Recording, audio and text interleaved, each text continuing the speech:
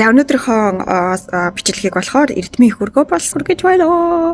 За ингээд өнөөдөр болохоор хэдүүлээ Монгол менежерүүдэд байгаа хамгийн өндөр 5 ур чадварыг харах болно. Ямар ур чадварууд хамгийн өндөр байна вэ гэдгийг одоо харцгаая.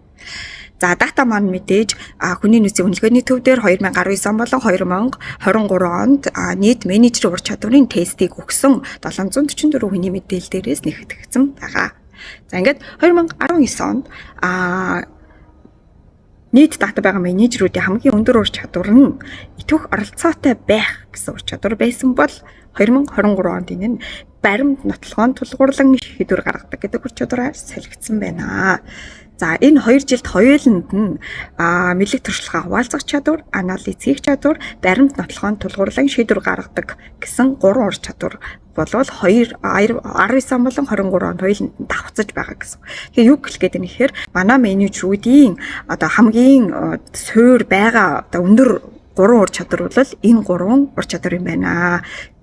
За тэгээд 2023 онд болохоор баримт нотлохоон тулгуурлан шийдвэр гаргадаг нэг номер дэсэн бол 2 дугаарт нь шинийг туршдаг, 3 дугаарт нь мэдлэг туршлагаа хуваалцах ур чадвар, за 4 дугаарт нь бусдыг хөгжүүлдэг, за тэгээд 5 дугаарт нь анализ хийх ур чадвар гэсэн 5 ур чадвар манай менежерүүдэд байгаа хамгийн өндөр ур чадвар юм байна. Тэгээ энэний төгөөд олон улсад хэр нийцэж байгаа юм бэ гэдгийг хэдүүлээ Google-с зарласан менежерүүд байх ёстой 8 ур чадвартай тулгаж үзье.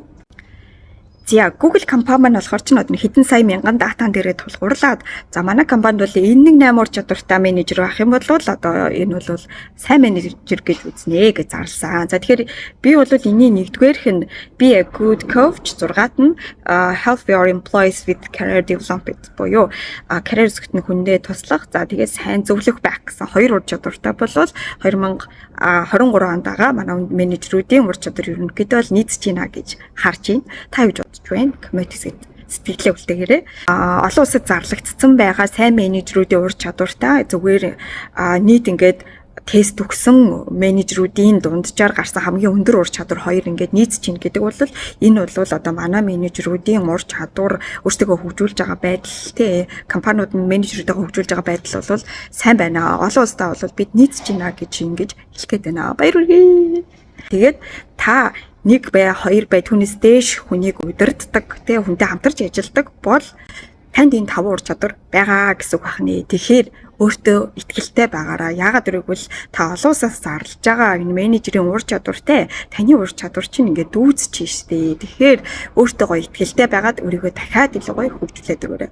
Бүгдээ нэмжилт.